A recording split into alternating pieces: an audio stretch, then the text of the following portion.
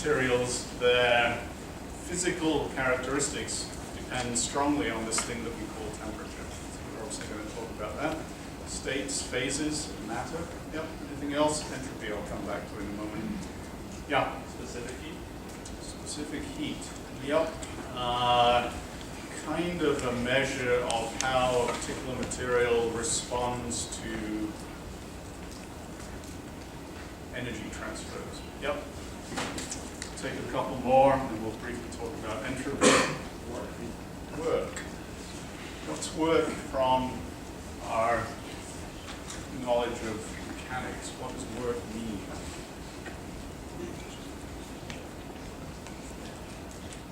Almost. It's a change in energy, right?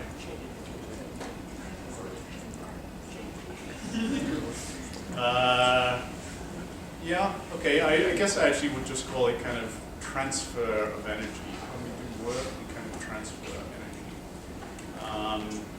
Okay, one more, and then I'd like to talk about entropy. Yeah. Enthalpy. Yeah. Okay. My first admission of the course of the semester. I actually don't know what enthalpy is. It's one of those weird sort of macroscopic things. Yes, but yes, it's a real thing. All right. Okay, and entropy I just did want to talk about because that turns out from a physicist's perspective to be an incredibly interesting idea. Who wants to tell me a bit more about entropy? Increasing disorder. Generally the measure of disorder.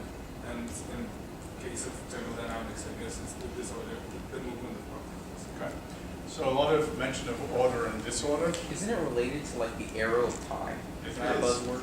It is. Buzzword. Yes. So, okay, briefly, and sadly we don't get a chance to talk much about this in intro physics. Entropy is indeed a measure of order versus disorder in systems, and incredibly important in statistical physics, in explaining the way that many things in our daily life, and even in the universe as a whole, tend to go towards states of increasing disorder. And that has huge implications across all branches of physics, even in terms of cosmology of the universe itself. So yes, entropy is an extremely interesting idea, and again, it's something that is very much a microscopic view of thermodynamics, which is where physicists tend to find the most interest. Okay, good. So you guys have all sorts of ideas already about what we're going to talk about. Today, I'm going to quickly go through some sort of basic stuff, largely from a macroscopic perspective, making sure we understand the sort of basic definitions, how we characterize certain macroscopic properties of materials. We're going to have to worry about this new quantity temperature. We are going to have to worry about the states or phases of materials. We probably won't get to do much of that today. We'll talk about how materials change with temperature, both sort of relatively small, subtle changes, things like thermal expansion, but then maybe much more dramatic things like changes of phase, changes of state. And then towards the end of this week and into next week, we'll start spending quite a bit of time focusing on one particular phase of materials, namely gases. The reasons for that will become clearer a little bit later on. We'll look first off from the macroscopic perspective, from the big picture sense, then we'll turn our attention to a microscopic picture of, in particular, again, gases. So the model that we'll talk about applies pretty well to liquid and solid phases as well. And then at that point, we'll kind of be doing a little bit more microscopic stuff. All right, so let's see. Let me start off by talking about thermal equilibrium and temperature.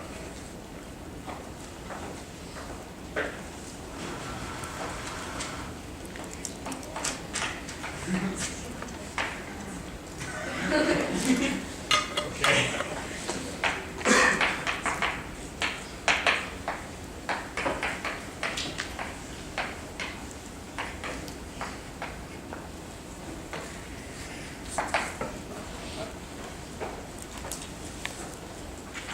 Okay. Okay. So let me start off talking about a temperature. It's a new fundamental quantity. If you think back to Newtonian mechanics, we spend a lot of time working with masses, lengths, times, mass, length, time. So temperature we're going to have is a new base quantity, and typically symbol big T. So this is a new, what do I want to call this? New parameter, I guess. Fundamental parameter, base unit.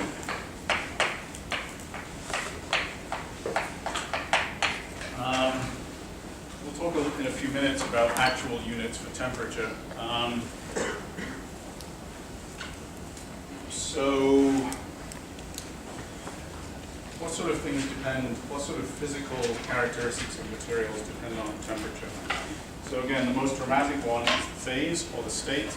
Most materials that we're familiar with readily exist in 3 different states, not all of them. Some of them have slightly anomalous characteristics, but mostly they will, and things that we are obviously used to seeing change with temperature. So phases of matter.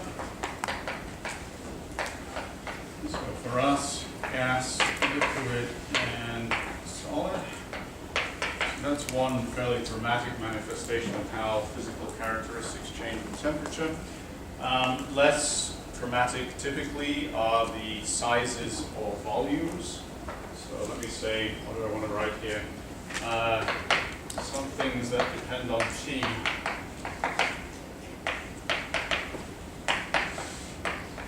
So temperature dependent.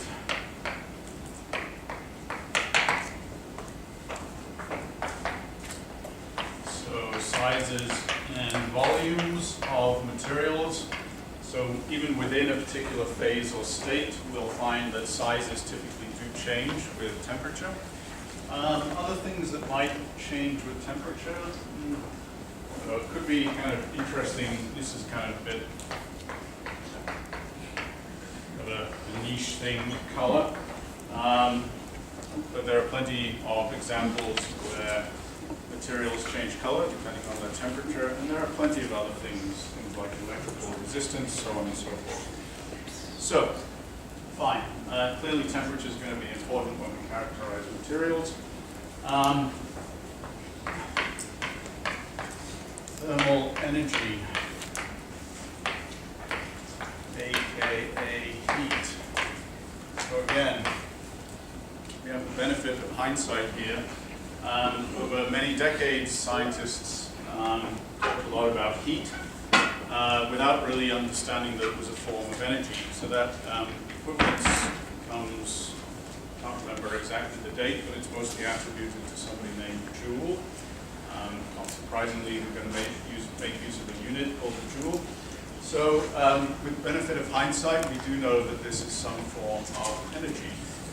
So let me ask you, since none of you quite touched on this when I asked what you think about when we talk about heat and energy, let me just ask you, what do you think might, roughly speaking, be the type of energy that is most readily the thing associated with the thing we call heat? The average kinetic energy molecules. Yeah, so it's basically most readily associated with what I'm going to call the kinetic energy of motion of constituents of materials. So atoms, molecules, depending on how much kinetic energy they have, that's typically what we're going to call heat and associate with temperature. And so if you think about it in that microscopic perspective, when we're talking about thermal energy, it's somehow a measure of how much kinetic energy those constituents have. And you can imagine when we talk about thermal energy transfer, there are ways in which the kinetic energy of those microscopic constituents can be carried over from one system to another, or from one neighbor to another, and that's essentially what we call heat transfer or thermal energy flow. Okay? So it's at the microscopic level that this sort of starts to make sense. So, thermal energy transfer. So I've pretty much said all of this. Be a little bit careful about this, but let me just call it now the kinetic energy of microscopic constituents.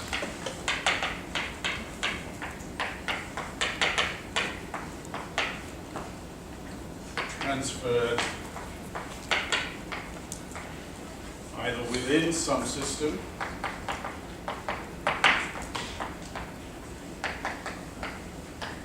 or from one system to another.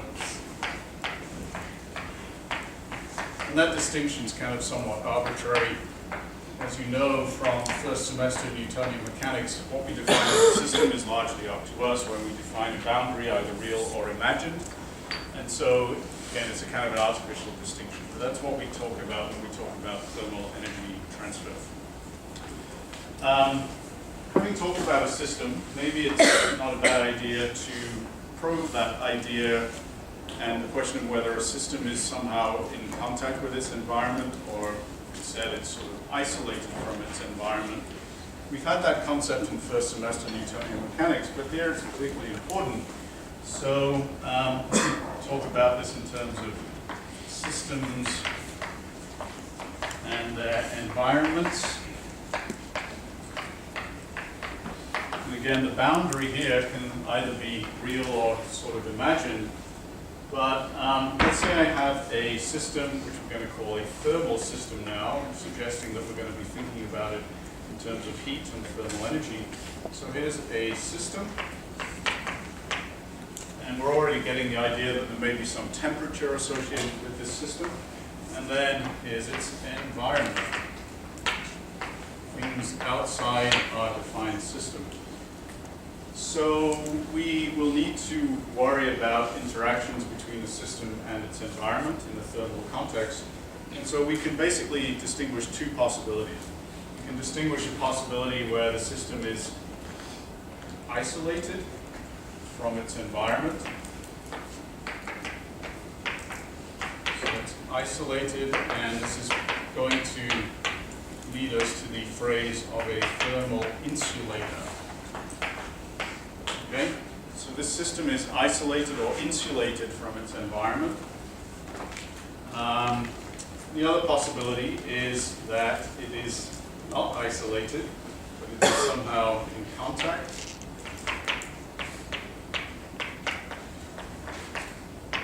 Put that in quotation marks. It just means it's basically interacting with its environment. And no big surprise, this is going to be something we call a thermal conductor. So the distinction between an insulator, insulating sort of barrier, if you will, between the system and its environment versus one where there's some sort of thermal interaction. Okay, so you know very much the idea about thermal insulators and thermal conductors.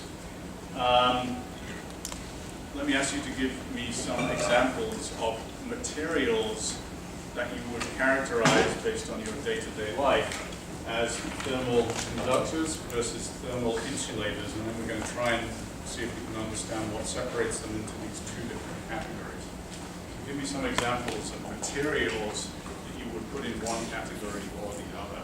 Yeah. Metals would be thermal conductors. Usually. Let's hear some more. I'm sorry, graphite is a thermal insulator.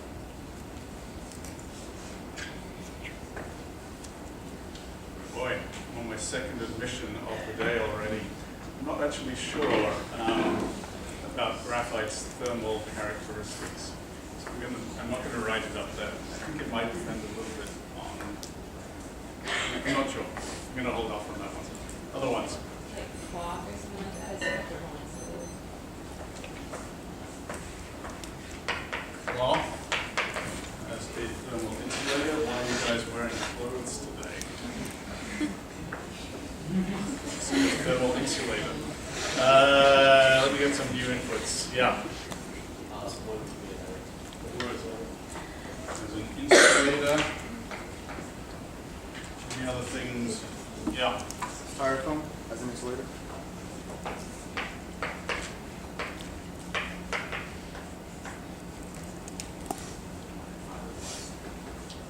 Last, we're gonna get one more, and then we'll see. Yeah. Plastics. Yeah, I guess we can. Okay. Can anyone propose, suggest, based on what we already know about heat being a thermal energy transfer and the thermal energy being associated with motion of microscopic constituents? Can anyone suggest at the microscopic level what allows us to put objects in one bin or the other here? Isn't it? Oh wait, no, that's electrical. Might turn out to be not so different. Yeah. So, I mean, kind of what I was gonna say, but like, in like metals, if like the electrons are like sort of free flowing, so maybe that looks like that heat versus in like a lot of the insulators, you have like different types of bonding where the like electrons aren't free flowing, so. Yeah, aren't metals like in like a lattice, so then the electrons can move like through the like. Something like that. Yep. So, that seems to be relevant. The fact that some of the cases where we have conductors, the microscopic constituents can move. If they can move, it's easy for them to move and carry their thermal energy with them in a sense. So yes, that's one kind of clear way that we can kind of start to understand what's going on. Let's see, what have we got? Clothboard, styrofoam, fiberglass, plastics. Anything, these are all solids, roughly. Solids as well. Anything else? Air beads. Air. Okay, I guess I can put air more in the insulator class than the conductor class. As you might expect, there's a continuum here. So air, okay. Yeah, certainly the constituents of air can move. As you know, air is a gas and has air molecules, or at least different types of molecules in it that can move. Yep. Pure water. Water.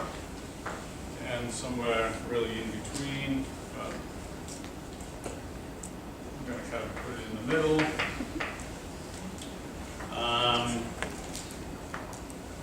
Water is a very interesting material in many ways. It's also interesting from a thermodynamic perspective. So it's not really fair that what I'm trying to ask you to propose as another possible factor here.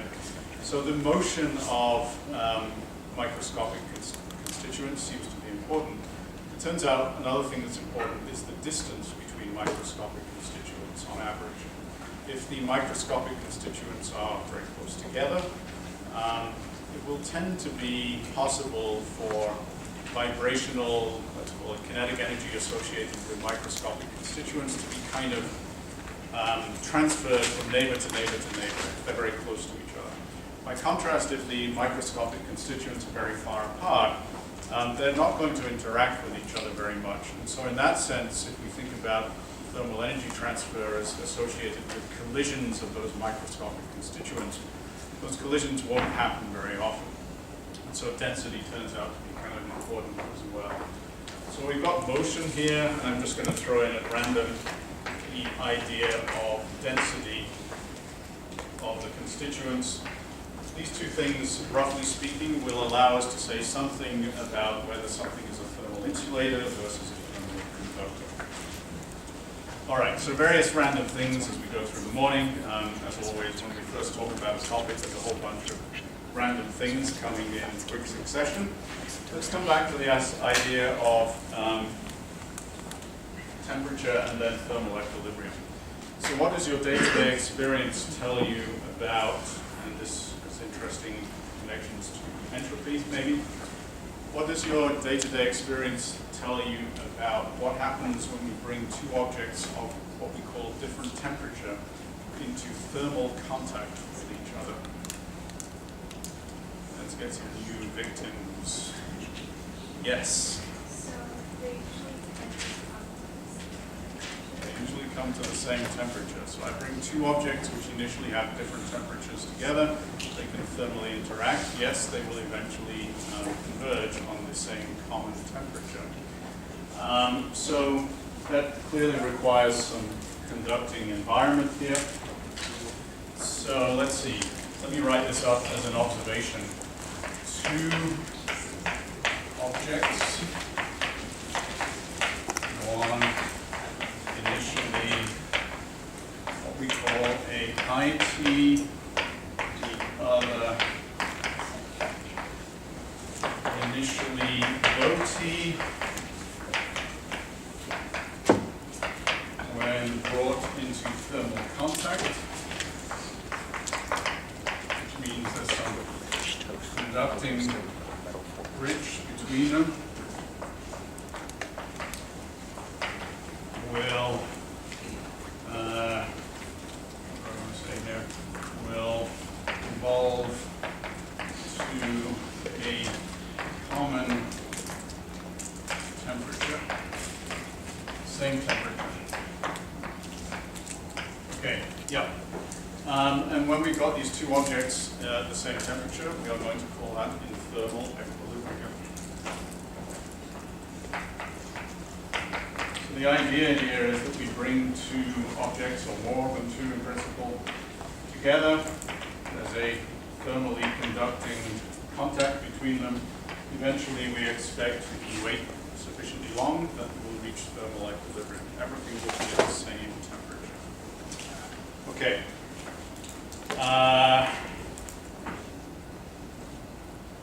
Okay. So,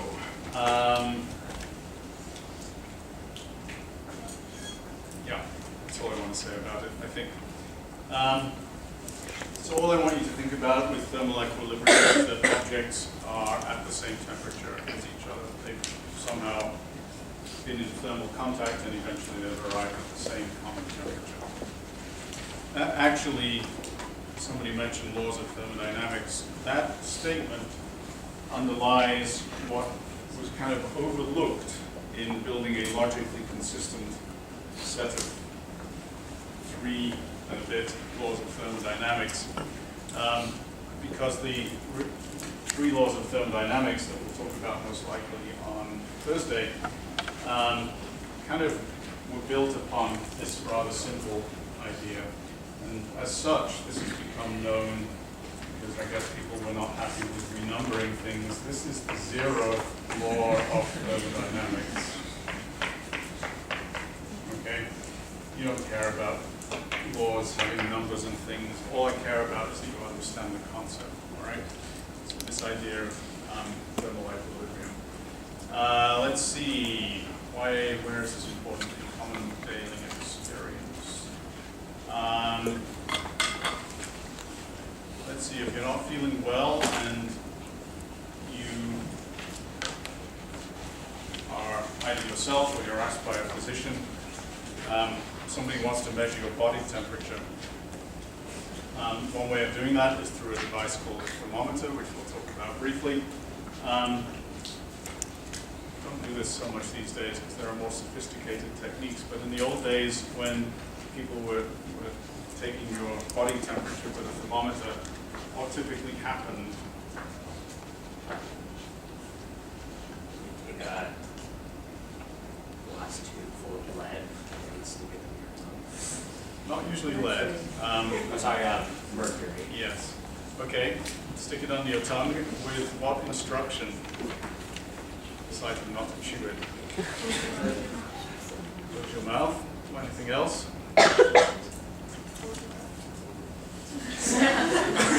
Hold your breath. I've never had anyone do that. Wait. You wait. Why do you wait? It takes time for thermal equilibrium, right? It takes time for the mercury in your mercury bulb thermometer to reach the same temperature as your body, typically under your tongue. So that's a very simple example of things reaching thermal equilibrium. Okay, let's see, what else? What else do I want to say about this before talking about mechanisms for thermal energy transfer? Let me say one other thing about related to this.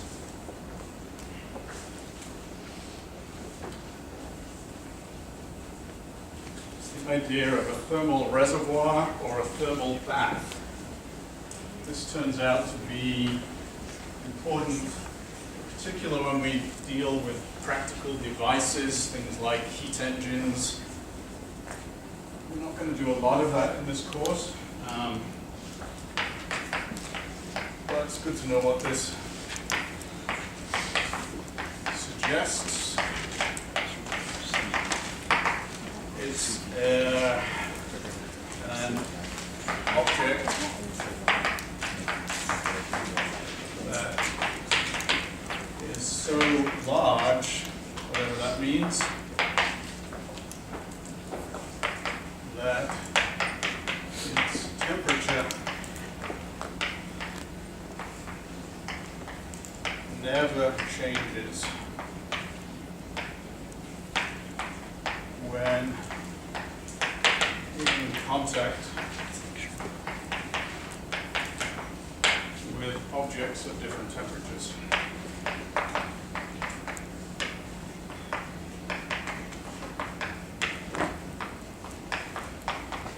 So somewhat of an idealization, but it's the idea that we can have a large, infinitely large thermal bath, a reservoir. It's a store of something, thermal energy, I guess. But it's so large that regardless of whatever we put it in contact with, whether the thing we put it in contact with is either hotter or colder, higher temperature or lower temperature, it's not going to be impacted by that. It stays at a fixed temperature. So we'll use that a little bit when we talk about heat engines. Okay, now we've got some basics. Let me talk a little bit about mechanisms for thermal energy transfer. I will try after today to make a more logical use of the chalkboards, but for now it's just introductory stuff.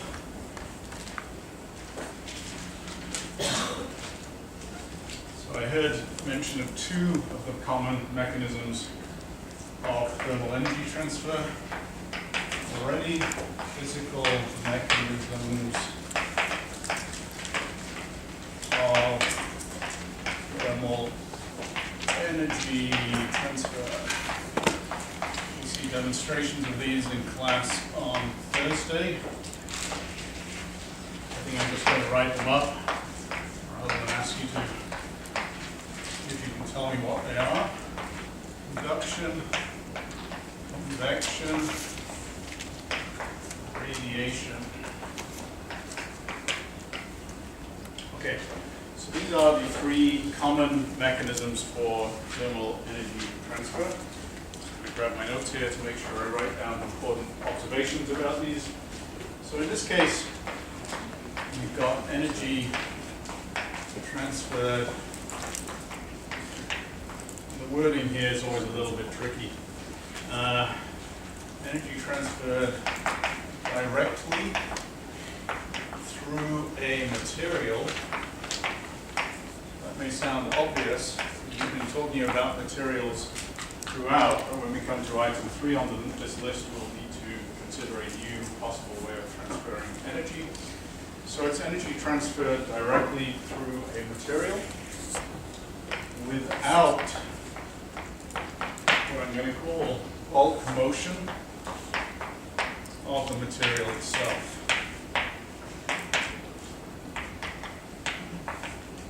Okay. I'm going to continue on this and then we'll just look at the big picture and see if we can understand this a little bit better. So this is energy transferred again through some material.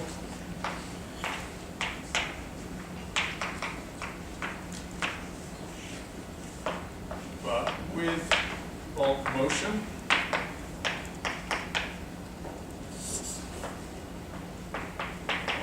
material. And then lastly, radiation, which is in a class of its own, quite different. This is basically energy transfer via electromagnetic waves. So this is really very much in a class of its own in terms of everything we talked about. It has to be treated very much separately